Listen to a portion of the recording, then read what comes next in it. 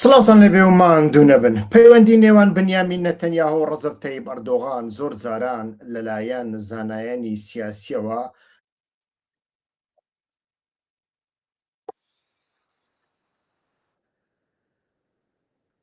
دەنگە چییە دەنگە ئەوە دەنگەداتەوە یەک دەقەت کایە داوای لێبوردنەکەم.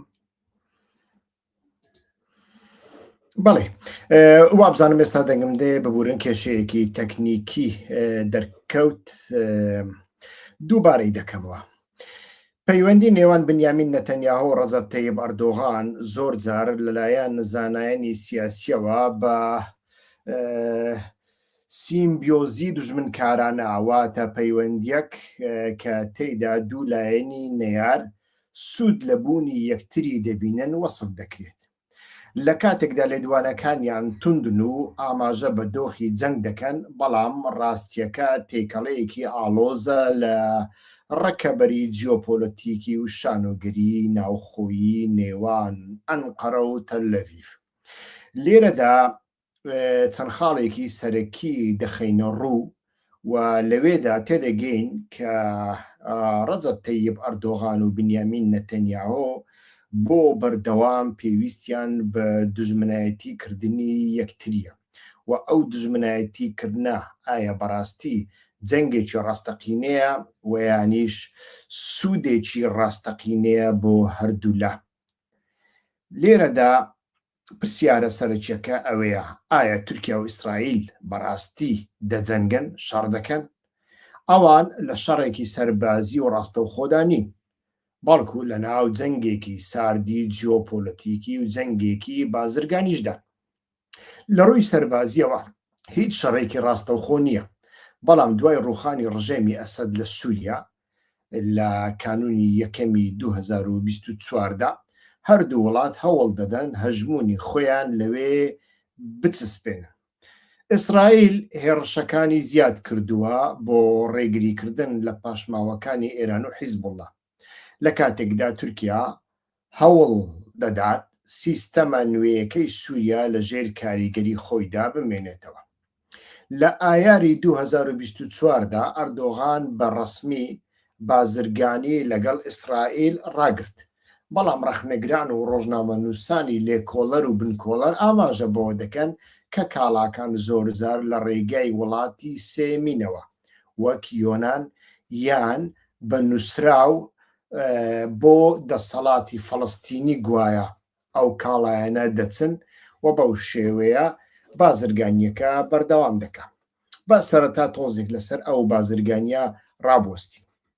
ئێمە دەزانین کە ئەردۆغان لە سەرەتای جەنگەکەدا بە تایبەتیش لە جەنگی غەزەدا، یعنی لە سەرەتای جەنگی غەزەدا هەتاوەکو ڕووخانی سووریا و دوای ئەوەش دوای ڕووخانی سووریا و هاتنی ئەحمەد شەڕع و هێرشە یەک بەیەکەکانی ئیسرائیل دژ بە حکوومەتی ئەحمەد شەرع هەتاوەکو لە 5 و 6 مانگی جانیوەری ئەو ساڵدا ڕێککەوتنێک لە نێوان ئیسرائیل و حکوومەتی سووریادا سازکرا، بەردەوام گفتوگۆ و گفتوگویەکی تند شەڕێکی زارێکی لە نێوان ئەو لایەنانە هەیەوە بەردەوام تەماشا دەکەین بەرەی ناوخۆیی و یانیش ڕای گشتی تورکیا جا چەپ دەبێت چ ڕاست دەبێت هەر هەمویان دژ بە ئیسرائیلن. ئەمە پێشتریشدا ئەم دووڕوویە هەبووە، ئەم دووڕوویە بە تەنیا پەیوەندی بە لایەنە ئیسلامیەکانی تورکیاوە نییە، بەڵکو هەموو تورکیا بەردەوام لەناو ئەو دووڕوویە دابووە، لەلایەک هاوکاری، لەلایەکی دیکەش شەڕە دەنووک و شەڕە قسە و زۆر جار هاوکاریەکان بابەتی زۆر زۆر گرنگ و استراتیژی و هەواڵگیری بە خۆیانەوە دەبینن. یەک لەوانش دەستگیریکردنی ئۆجەلان لە ساڵی 1999 لە کینیادا و دەست و پێبەستنی و تەسلیمکردنەوەی بە تورکیادا یەک لە ئارگومنتە هەرە سەرەکیەکانە. بەڵام با لەسەر بازرگانی تۆزێک ڕابۆستی. کەسایەتیەکانی ئۆپۆزیسیۆنی تورکیا ڕۆژنامەنووسان و چاودێران ئەڵێن گەمارۆکە ڕاستەقینە نییە، ئەو گەمارۆی گوایە تورکیا خستوتی سەر ئیسرائیل ڕاستەقینە نییە. سیاسەتمەدارانی ئۆپۆزیسیۆن و میدیا ڕەخنەگرەکان دەڵێن بانگەشەی حکوومەت بۆ ڕاگرتنی تەواوەتی بازرگانی کە لە ئایاری چواردا ڕاگەێنرا وا دیارە پێشتریش ڕاگەێنرا بوو چاوە شەکاریەکە هیچ لەمە زیاتر نییە. چێنە ئەمانە باز دەکەن یەک لەوانە مراد ئەمیرە پەرلەمانتاری ئۆپۆزیسیۆنی جاپە و کەسانی تریشن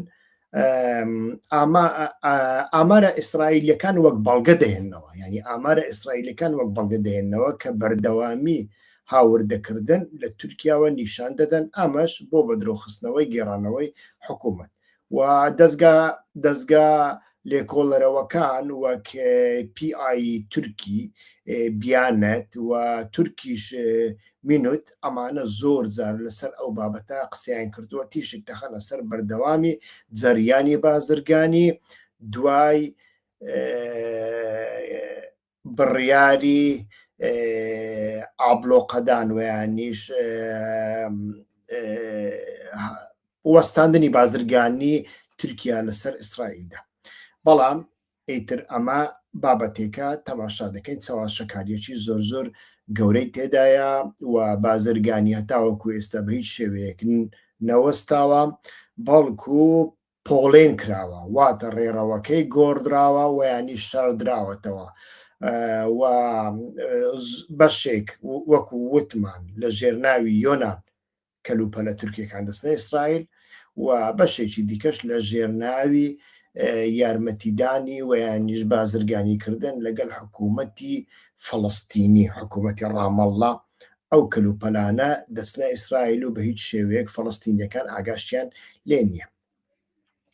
لە ڕووی دیپلۆماسیەوە پەیوەندیەکان ڕاستە لە نزمترین ئازدان ئەردۆغان ئیسرائیلی بە دەوڵەتی تیرۆریست چەندجار ناوبردووە و نەتەنیاهۆ بە هیتلەر دەچوێنێ و نەتەنیاهۆش ئەردۆغان وەک دیکتاتۆرێک بەناو دەکا کە پشتگیری لە حەماس دەکا و زۆر جاریش وەک بکوژی کورد و کۆمەڵکوژی کورد کۆمەڵکوژ دەکا و ئەم جارە ئەم شتانە بەناوی دەکا کە زۆر جار کڕیاری ئیسرائیلی نییە، کڕیاری تورکی نییە، کڕیاری نێودەوڵەتیشی نییە، بەڵام هەندێک کورد وا دەزانن کە نەتەنیاهۆ دەیەوێت دەوڵەتی کوردی دروست بکە، بەڵام ئەردۆغان ڕێگا نادا.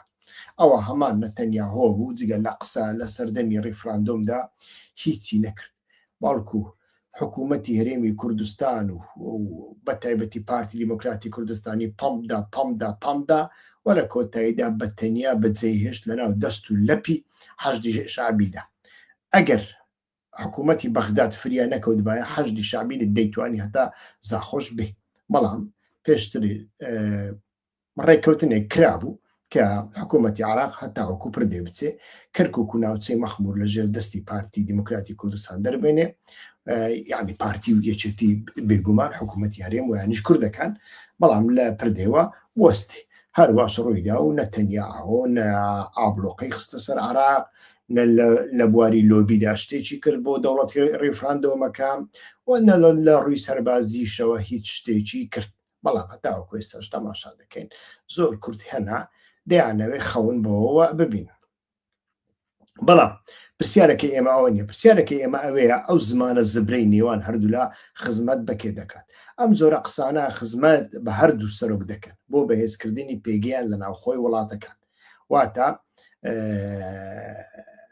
جەماوەرەکەیان بە ئامانج دەگرن، ئامانجی ئەردۆغان، ئامانجی نەتەنیاهۆ کە هەردووچیان لە ناوەخۆدا ڕووبەڕووی ئۆپۆزیسیۆنی تند بوونەتەوە و هەردووچیان کەیسی گەندەڵیان هەیە، هەردووکیان کەیسی شخصیان هەیە و هەردووکیشیان لە ڕاستیدا تاوانبارن بەوەی کە زیانیان بە یەکێتی نەتەوەیی ئیسرائیل و تورکیا گەیاندووە، هەردووچیان بۆ ئەوەی لەسەر دەسەڵات بمێنێنەوە ئەم شەڕە دەنوکە لە نێوان یەکتری دەکەن و تەماشا دەکەین بەڕاستیش بنکەی جەماوەری ناوخۆیی دەپارێزن. تەماشا دەکەین بۆ نمونە ئەردۆغان بەس ویانیش ئۆپۆزیسیۆنی تورکیا بەردەوام باس لە پارێزەری ئوممە دەکە لە بەرامبەر لێدوانەکانی نەتەنیاهۆ دژ بە ئەردۆغان و ئۆپۆزیسیۆنەکەش ناچار دەبێ هەمان شت بکە و خەڵکەکە سەرقاڵ دەکەن لە جیاتی ئەوەی خەڵک بیر لەوە بکاتەوە کە کێشەی ئابووری هەیە، هەڵەوسانی ئابووری و دارایی لە ئاستی لوتکەدایە. لە هەمان کاتدا تەماشا دەکەین نەتەنیاهۆش خۆی بە تاقە پارێزەری ئیسرائیل لە بەرامبەر هەڕەشە ناوخۆییەکان و گوایە ئیسلامیەکان لە قەڵەم دەدا. ئەوە لە کاتێکدا ئێمە دەزانین ئیسلامیەکان و تورکیا گەورەترین خزمەتیان بە نەتەنیاهۆ کردووە تاوەکو ئێستا. ئەگەر بمانەوێ بیان ژمێرین، دەوڵەتی تورکیا پێشتر لەبەر ئەوەی پەیوەندی بەردەوام لەگەڵ ئیسرائیل هەبوو، یعنی هەتاوەکو پێش قەیرانی حەماسیش و بە تایبەتی پێش حکوومەتی ئەردۆغان، تەنانەت ماوەیەک سەردەمی حکوومەتی ئەردۆغانیشدا، لەبەر ئەوەی تورکیا ئەندامی وڵاتێکی ناتۆ بوو و لەبەر ئەوەی کاندید بوو بۆ یەکێتی ئەوڕۆپا، و لە هەمان کاتدا تورکیا هێزێکی ناوچەیە، هێزێکی بەهێزە و هێزێکی ئیسلامیشە و یانیش دەوڵەتێکی موسڵمانە باڵێن، بەردەوام گرانی و قورساییەکی خۆی هەبوو ئەگەر بێت و پەیوەندیەکانی لەگەڵ ئیسرائیل پاراستبە. و ئیسرائیل زۆر جاران ناچار دەبوو گوێ لە داواکاریەکانی تورکیا بگرێ لە مەسەلەی فەڵەستیندا. لە زۆربەی جەنگەکاندا تەماشا دەکەین تورکیا نێوبژیوانێکی سەرەکی بووە توانیوێتی باڵانسێک بدۆزێتەوە. بەڵام لە سەردەمی لە دوای حوتی ئۆکتۆبەردا کاتێک حەماس هێرشەکەی ئەنجامدا بۆ سەر ئیسرائیل، تورکیا وەکو بڵێ بە ئەنقەست پەیوەندیەکانی لەگەڵ ئیسرائیل بڕین و بەردەوام کردی قیر و هات و هاواری بە قسە، بەڵام بەبێ کردار. لە کرداردا بازرگانیەکە بەردەوام بوو و ئەو بازرگانیش بە خۆتان دەزانن بە تەنیا ئەگەر بازرگانی نەوت کە لە ڕێگەی تورکیاوە، نەوتی ئەزەربایجان، حتا نەوتی عراقیش بە شێوەی قاچاق بڵین تێکەڵی بۆڕیەکانی نەوتی ئەزەربایجان دەکرێ و دەفرۆشرێتە ئیسرائیل، ئەگەر بە تەنیا ئەو نەوتیان لەسەر ئیسرائیل گرتە بە یەک فڕۆکە ئیسرائیلی نەیتوانی هێرش بکاتە سەر غەزە.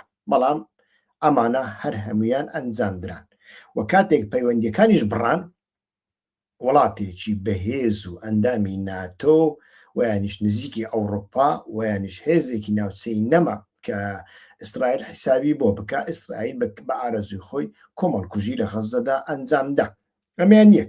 دووەمیان لەمەڕ سووریادا، تورکیا لە سووریادا لە بۆ نەتەنیاهۆ لە بۆ ئیسرائیل چی نەکرد؟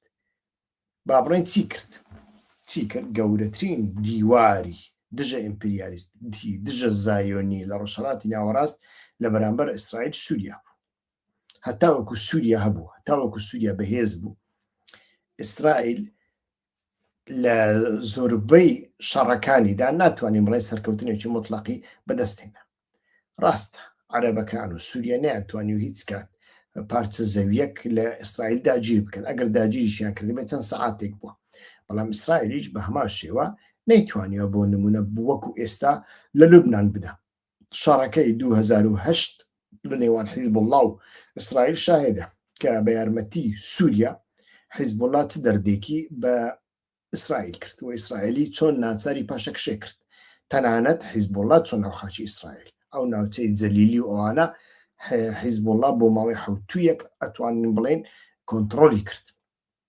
دوای ئەوە تەماشامان کرد لەگەڵ بەهاری عەرەبیدا ئەردۆغان و تورکیا چی کرد لە سووریادا، بە تەنیا بۆ ئەوەی ئەو دیواری کە لە بەرامبەر ئیسرائیلە ئەو دیوارە بڕوخێن. بەڵام لە ژێرناوی موسڵمانێتی، لە ژێرناوی دژە ئیمپریالیزمی و لە ژێرناوی ئیخوان موسلیمیندا.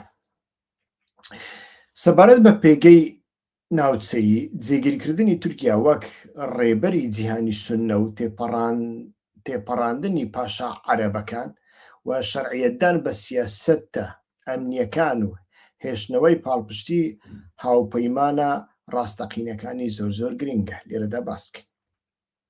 تۆمەتبارکردنی ڕەخنەگرانی ناوخۆیی بەوەی لایەنگری زایۆنیزمن، نیشاندانی ڕێکەبەرە ئیسرائیلیەکان وەک کەسانی لاواز کە بەرامبەر ملهۆڕەکان کڕۆژ دەبن. ئەمە لە نێوان هەردوو سەرۆکدا، هەردوو سەرۆک ئەم جۆرە ڕیتۆریکە لە بەرامبەر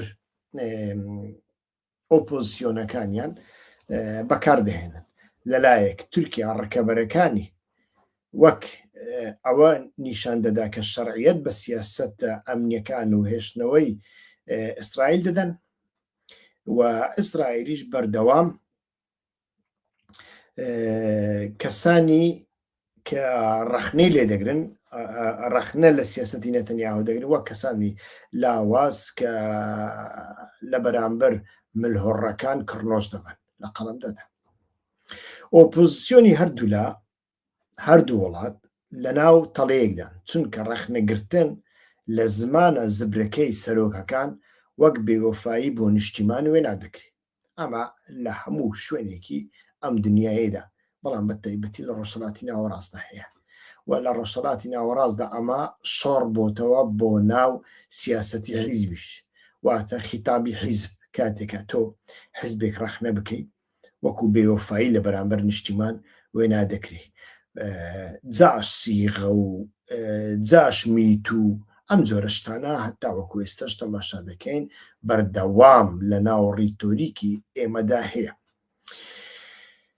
پارتی گەلی کۆماری جەهەپا ڕەخنە لە دووڕووی ئەردۆغان دەگرێ و دەڵێت لە کاتێکدا هاوار بەسەر قیڕەقیر بەسەر نەتەنیاهو دەکات، بنە ماڵەکەی یان هاوکارەکانی سوودی داراییان لە بازرگانی لەگەڵ ئیسرائیل دەبینی. هەروەها پارتە ئیسلامیە بچووکەکانیش وەک پارتی ڕەفا و ڕەفای نوێ فشاریان خستۆتە سەر ئەردۆغان بۆ ئەوەی بازرگانی ڕابگرێ، بەڵام هەموو کەس دەزانێت تورکیا ناتوانێت ئەو بازرگانی ڕابگرێ و تورکیا وڵاتێکە بە تایبەتی دەسەڵاتە ئیسلامیەکەی دەسەڵاتی ئیسلامی لە هەموو شوێنێک چاوی لە پارەیە، ئەمە ڕاناکرد. و لە ئیسرائیلیشدا کەسایەتیەکانی وەک یا ئیرلافیت یان بێنی گانتس ئەردۆغان بە نەیارێکی ناجێگیر دەبینن. ئەوان نەتەنیاهو تاوانبار دەکەن بەوەی بۆتە هۆی تێکچوونی پێگەی ئیسرائیل لە ناوچەکە و دەڵێن سەرکردەیەکی تر دەیتوانی ڕێگری لەوە بکات تورکیا ئەوەندە لە حەماس نزیک نەبێتەوە. ئەمانش جۆرە ڕەخنێکن لە نەتەنیاهو. و چەندین شارەزای دیکە باسییان لەمە کردووە و ئەمە وەک شانۆگەری ناو دەبن ئەم جەنگە. یەک لەوانە سۆنەر کاگاپتای پێی وایە ئەردۆغان دژایەتی ئیسرائیل وەک ئامرازێک بۆ پۆپولیزمی نەتەوەیی و ئیسلامی تورکی بەکاردەهێنێت و ئەمە جگە لە شانۆگەریەک هیچی دیکە نییە. ئەردۆغان نەدەتوانێت شەڕ بکە لە بەرامبەر ئیسرائیل، نەنیازی شەڕکردنی هەیە، بەڵکو ئەم شەڕە بەکاردێنێ بۆ ئەوەی ئۆپۆزیسیۆنی ناوخۆی بێدەنگ بکە و ناچاری خۆشی بکە. لە هەمان کاتدا گالیا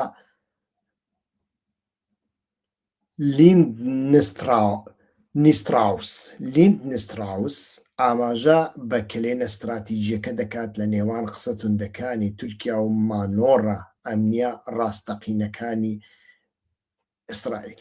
واتە پێی وایە لە نێوان قسەکانی تورکیادا لەگەڵ کردارەکانیدا جیاوازیەکی زۆر گەورە هەیە.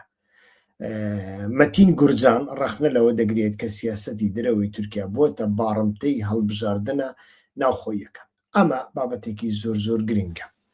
تورکیا لەوەتەی ئەردۆغان بە تایبەتیش لە 2008 بەدواوە لەوەتەی ئەردۆغان ئەو سیاسەتە توندەی بەرپا کردووە. بەردەوام سیاسەتی دەرەوەی تورکیا بریتیە لە لێککەوتەی سیاسەتی ناوخۆیی.